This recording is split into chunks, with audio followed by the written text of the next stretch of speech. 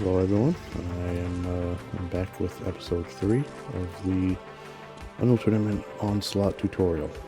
I've already gone through episodes 1 and 2. If you'd like, you can watch them back.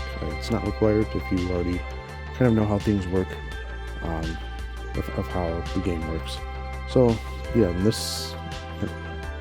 I said this before in the other 2 episodes, but this video series is kind of created just as a introduction to people who are new or returning. It was actually a game patch from the OldUnreal community project that was looking to create, or I guess bring back the old games into the modern era. So in this case it would be the Unreal Tournament franchise and Unreal. But yeah, they've recently released a patch that's kind of brought some attention back to this series, so kind of just made this as a guide to how the Onslaught game mode in particular works. But yeah, with that being said, episode 1 was about movement and weapons, and episode 2 was about vehicles. So now episode 3 will be about the game mode itself at last. So yeah, if you'd like, you can hit the like button, comment, subscribe, do all that fancy stuff. This will have a little bit more editing with it, and it's kind of my first gig at editing. So it's, go ahead and roast me, say how stupid and bad I am, but yeah. So we can head on with it. So Onslaught, I guess the best analog to Onslaught right now would be the Battlefield Conquest game mode for anyone who's played Battlefield. It's wide open, usually wide open maps. There's a few that are more player versus player focused instead of vehicles. But there's pretty big maps, a lot of vehicles, as you can see, quite a lot of vehicles, as you've likely seen in the other videos as well. And the basic goal of Onslaught, so if you pay attention to the top right of my screen, the goal is to go from the big symbol on your team's side and go to the enemy team's symbol on their side.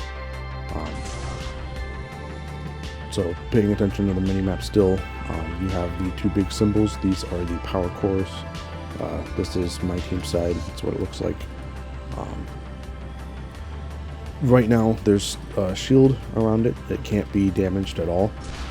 That is because the red team's objective is to link up to my core, and I need to do the same. And the way you do that is through linking nodes. So each of those circles with the almost like parenthesis bracket things around them are nodes. So this would be a node. This would be node 3. That would be node 8. Some maps, there's some versions of this map, there's a node here, like so. There's a node there, and all around the map. And so yeah, the objective is to, in a connect the dot style, connect basically your core's energy to each node to link up to the enemy team's node, enemy team's core rather, to destroy it. That. And so that's basically the goal of the game, because once you link up to the enemy's core, it'll drop this energy shield around it. And you can't, and look, the key thing about cores is that you cannot heal them. So once they drain, once they lose health points, then they can't get it back. Right now, my team's in kind of a sticky situation. So to be able to, I guess, progress and be able to capture nodes, you just have to go to a node, bring this guy. Oh, and I died. Try this again.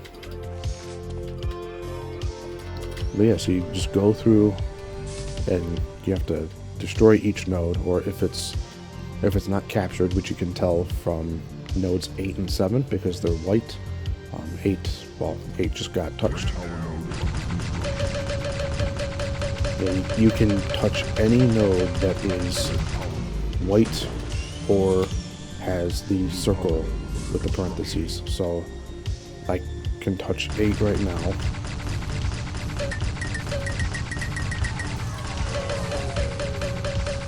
And it destroys it. So now it's destroyed. It just looks like this. This is a free node that either team can capture. Now to capture it, you just walk on, and then it'll start loading itself up on its own. But, oops. Okay. These bots are a little bit too finicky. But yeah, for those who saw my video on movement and weapons, the link gun is actually your best friend in this game mode. Because the link gun is responsible for actually healing the nodes, healing and powering it up. So just right click and hold.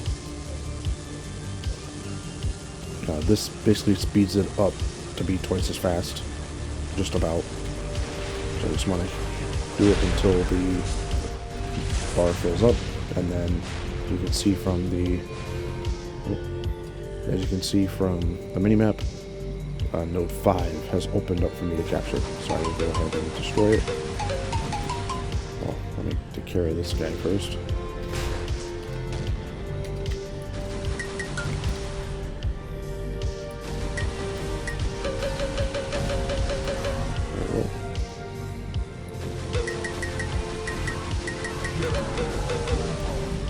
Alright, so as you can see, I've killed 5, and at the same time, it's actually locked 8.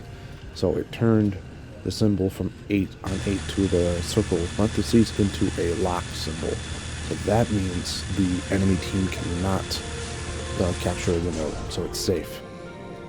People can still go over there and spawn kill, which can sometimes be strategic, although I find more often than not it's just kind of annoying. Yeah, we can continue on. I will capture node 1.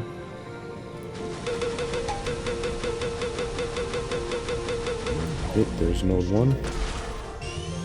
And also you can see, since I captured node 5, it has opened up, well actually, it hasn't, because it's going to come up with node 1.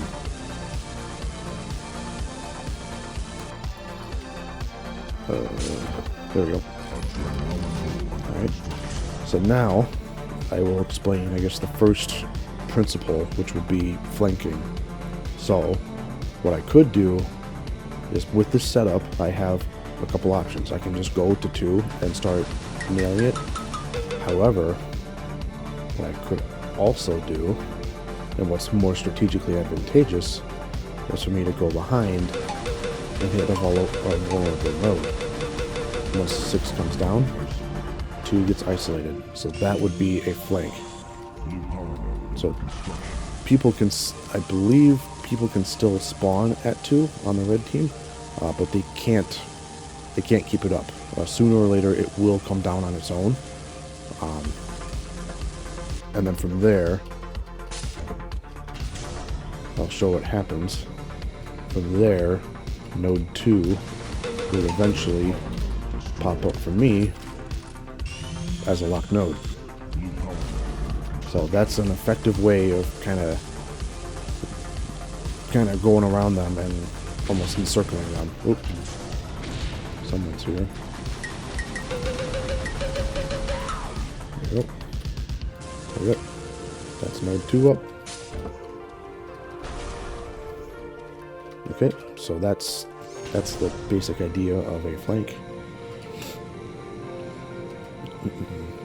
And then let's go ahead and get 9. Get that done. Okay. So now I will get node 9 up. Now,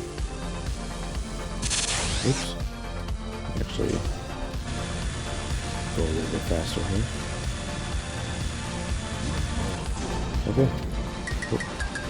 So now, as you can see, the red power cord is vulnerable, which is shown from the node blinking and from the core blinking.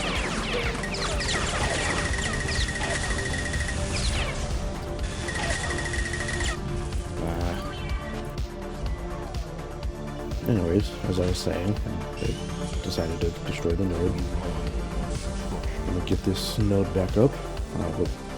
But yeah, once this node comes up, the red power core goes live, and anyone can attack it. And like I said before, once the health, once you take away its health, it can't be restored. So now it looks like this. There's no red shield around it.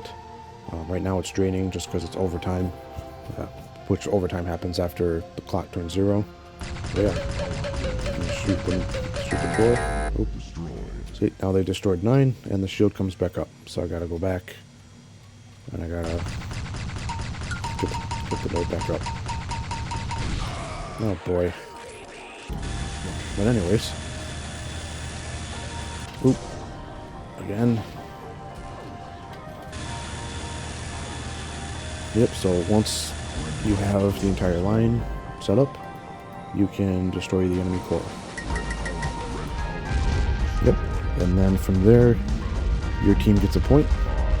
Some depends on how the server's set up. Some of them could just be best of 1, just basically one round per map. Some of them can be best of 3. Some of them can be best of 5. It's really up to how the server owners want it. This server, which is one of the most popular ones, it's best of 3. So yeah, we can go through the process here one more time.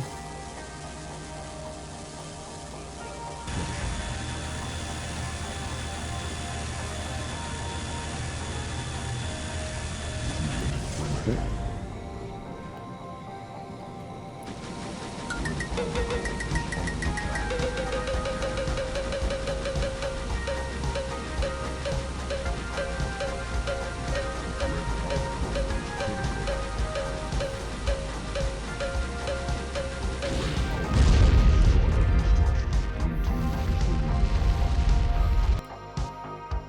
Alright, so like I said, this is going to be the voiceover portion of the video. So I got right here just a game that I played just the other day, a pretty populated game. I think it was maybe like a 10v10 or something like that, or even more. Right now we're on the map Drea, which is one of the most popular maps. Right now, we had just gone into overtime. It's minute 43 into overtime. Cores are starting to drain. And so right now, what the situation that we're in right now is a potential flank situation. So right now, blue team has the advantage, and they are trying to push in towards the secondary side and reach the core. Which I guess before I continue, the first principle that I want to lay out is the idea of map layout. So with Onslaught, there's always between 2 to 3 I guess paths a team can take, at least from their core, to be able to branch out and eventually reach the enemy core. So in Drea, there's 2 main ways you can go. You can go 7, 9, 2, 3 to here, and then 8, 1, 6, 4 to here, and then reverse for the enemy team. Those are the most common paths. And so the other principle with map making is that there's always like a middle ground or a no man's land that people fight over. So in Drea, it would be this middle part where it's like a frozen lake or something, where nodes 1 and 2 are. If you control 1 and 2, that opens up the map. So as you can see with what's happening right now, blue team has been able to secure 1 and was able to destroy 6, and are trying to, it's currently under attack, but they're trying to build 6 so that they have access to 5 and 4. But at the same time, red is trying to flank. They're trying to get node 2 active, which they actually used. They used a super weapon exclusive to the server, basically, that allows you to instantly turn on a node and make it fully healed. They do that in an effort to try and quickly build it and then shoot towards 1 and knock out 1, which would free up 6 and would give them full presence over the middle. So this middle portion, which it's going to be different with different maps. It all depends on how the geometry of the map is and how the nodes are orientated. So that's the basic structure of a map, which some terminology that comes along with it are the ideas of primaries. Primaries, well, also known as primary nodes, are the nodes that are directly connected to your core. So in this game, it will be nodes 7 and 8 for the blue team, and then nodes 3 and 4 for the red team. Of course, the teams switch sides after the first round, so blue's primaries will become nodes 3 and 4, since this is only round 1. And then from here, these are the primaries, but this is kind of the standard route, and it's usually based off of distance to the core. So on Drea, node 8 is closer to the core than node 7, and then node 1 is closer than node 9 is to 7. So it's a lot simpler to just do this little curve rather than have to basically go to the other side of the map to do 7 and 9. So this route would be considered the secondary route, and then this route would be the primary route. And then on most maps, there's also support nodes. So for Drea, it would be nodes 5 and 10. These nodes aren't attacking nodes per se, but they do support both teams in being able to attack the middle easier, and can be added reinforcements if your team's just absolutely walloping the enemy team. Because if 10 and 5 weren't here, it would be a lot more linear gameplay. It's because it would be 2 clean lanes. So as you can see, if 10 wasn't here, and let's say, or we can even use the current situation as an example. If 5 wasn't here for the red team, they would have to go from 4 all the way to 6, or 2 all the way over to 6. But like they would have to go basically across the map, which would give the advantage to the blue team and would make this a bit of a one-sided affair. So that's basically the support nodes. There's some maps where you even have individual nodes that just shoot off directly from the core and don't connect to anything else. That's kind of rare, but those are, again, support nodes. They don't attack. They're not really used to directly attack the enemy. It's more so to get reinforcements and to make the distance between nodes a little bit shorter, just to make it a little bit more balanced. Okay, so now the battle has just changed again. So blue team lost node 6. That's kind of bad for them, but at the same time, they were able to lock down node 2. So right now, you have a 5-3 battle in favor of the blue team. They have 5 nodes. Red team only has 3. So blue team still has an advantage. Okay, and here is an example of how quickly the battle can actually change, because you saw it was like maybe 90 seconds into overtime. Right now it's just under 3 minutes, so it's only been another 90 seconds, and now the board looks completely changed. It looks basically dead even, effectively, because red has this locked node here that they can charge back up for free, and then blue lost the middle, so the middle has become neutral once more. So it's showing that the red team has more leverage right now. They can push the middle, and it's going to be up to the blue team, which I'm on the blue team in this example, to actually go in and fight for the middle again to unlock node 6 for node 1, and then for node 2 to be able to attack 5 and 3. Okay, so yep, at this point, so this is about another 90 seconds into overtime, and again, blue team has been able to recapture the middle, so they fully recaptured one. They're trying to defend it right now, and then node 2 they're trying to build. But I guess while I'm here, I also wanted to introduce another concept with the cores draining. So the cores draining actually relies on a mathematical formula. I'm not sure of exactly the structure of it, but it basically relies on how many nodes one team has, like fully locked down. That's either the lock symbol or fully charged circles. So the more nodes you have, the slower your core drains. I guess the in-world logic is that it's able to kind of spread its energy out more and hold it in the nodes, so it's able to kind of slow down its own deterioration. And so I fast forwarded it a little bit. That's now, I believe, 8 minutes into overtime. Is that it's either an 8 or a 6? I think that's 8. Yeah, so you can see that blue has a slight advantage because they have locked node 1, so that means that they were able to destroy node 6. So as of right now,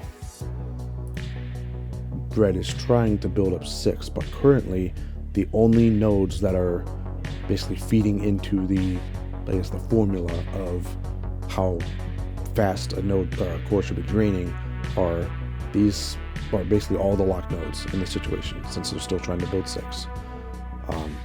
So as you can just watch and pay attention to the health of the 2 cores, you will see that the red team's is draining slightly faster.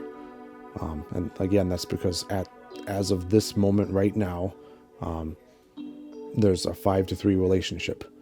And so this is what causes these numbers to kind of drift away from each other. So you can call it more like the health variance between the cores. That's what's happening here. So the goal in overtime, if you have a game like this where it's difficult for either side to get some major footing, you basically have to play the long game and try and secure the majority of nodes for the longest amount of time, to the point where the enemy team's core basically passes the point of no return, and it's impossible for them to get any more nodes back before the end of the game. So yeah, that's basically that's really how overtime works. It turns into more of a war of attrition. So it's whereas the start of the game, it's a lot about showing your presence and trying to be pretty quick and clean with it. You still want to be like that in overtime, but you also have to be mindful of the cores deteriorating and where their health is at, and you almost can make little calculations in your head to be like, okay, and this is with enough practice, but say like, okay, we have these nodes, like right now in this situation, we've basically secured this round, because even if red is able to like take one back, all that'll do is make it to where we drain at the same rate, to where if they got 6 and knocked out 1 and 2, so that each side has 4 and 4, we would just be draining at the same rate, so it wouldn't do anything. What red would have to do in this situation to be able to have any chance would be to get 6, which I'm attacking right now, build 6 up, get 1, then get 8, and then damage our core, kill our core before number 1 we're able to do anything, and number 2 before their own core dies out. I have seen games a couple of times where the team losing is actually able to pull that off with only a couple of health points left, so it makes for some pretty thrilling matches, and it's pretty fun. Okay, and here's basically towards the end of the game, right now, we're pretty equal. It's overtime right now. We're pretty equal on health, and right now, red actually has a slight advantage. But over the next several minutes, my team will actually be able to pull back. So, of course, I die here. So right now we are trying to build node 3, but we can also build node 2 at the same time since we control 5. And then red's trying to get 1 up, not only to keep 2 down, but to hit our 6. So they're going to do that and just push it up. We're able to knock out 1.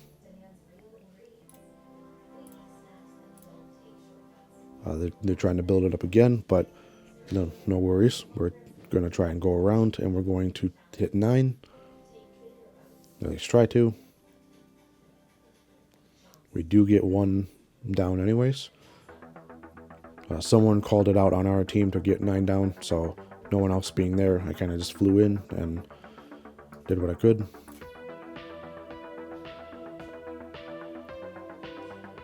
Which was to actually destroy the node before the red team could kill me. And so that's a principle that's actually very important as well. If you're in a situation like this one, where you have some enemies around you, but you're faced with a node that you can destroy, always prioritize destroying the node and making sure that they have to, because again, to be able to start building a node, someone on foot has to touch it physically. You can't touch it in a vehicle. So if you're in a dog fight or in a vehicle fight with only a couple other vehicles, and you're fighting over that node, it's best to ignore that. It's best to destroy the node first, so that even if you do die, it will force them to have to waste a couple more seconds to start building the node again. But yep, as you can see from the mini-map and from the general gameplay, right now we again have a 5-3 advantage. So as you can see from the core health, we're actually about to start, I guess, technically winning, because our core health will be higher than the enemy teams. So take care of, clear out node 9 while my teammates are working on node 1. We'll get node 1. This guy had been kind of annoying me a little bit, and I kind of wanted to pick a fight with him.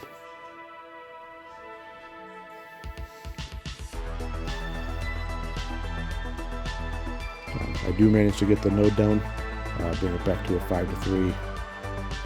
Bring it back to a 5-3 scoreline, I guess node line. Just fast forward a little bit.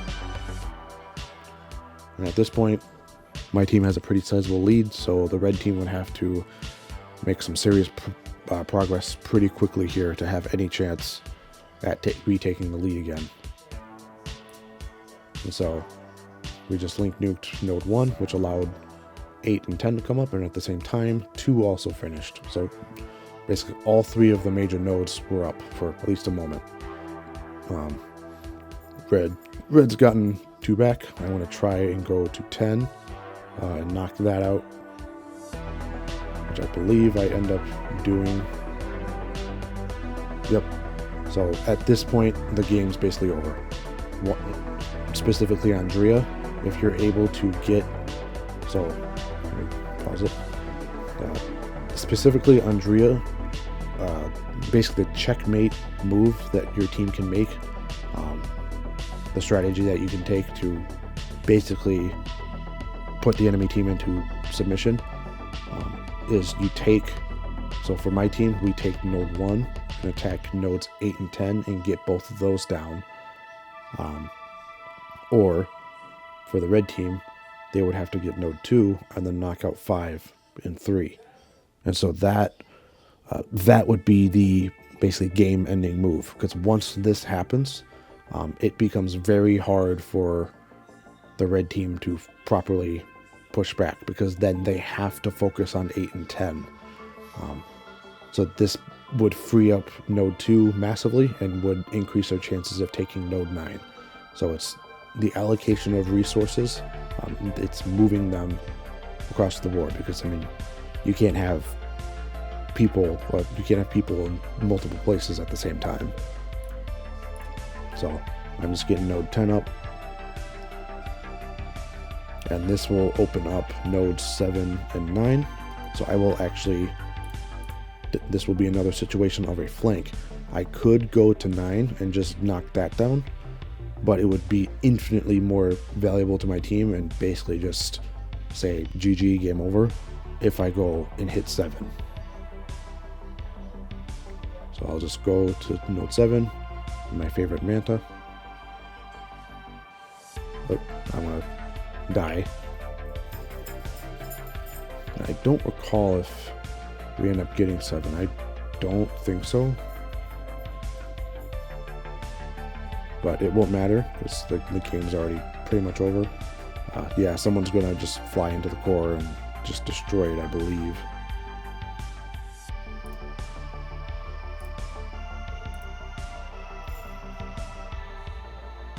Oh no, I guess not. It's just gonna drain. Red can't do anything. Not enough health for them to be able to do anything.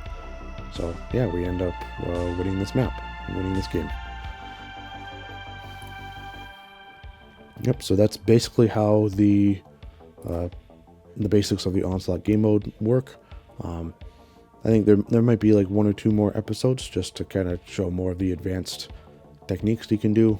It'll be more of a miscellaneous thing that you can do, like certain things you can do with specific weapons and specific vehicles that can basically helps your team. Certain distinctions that you should probably have, and yeah, it'll be more of a deep dive and more heavily edited like this. But yeah, that was episode 3 of the Onslaught tutorial series that I'm making. If you'd like to comment, like, subscribe, do all that jazz, that's totally up to you. But yeah, thank you for watching.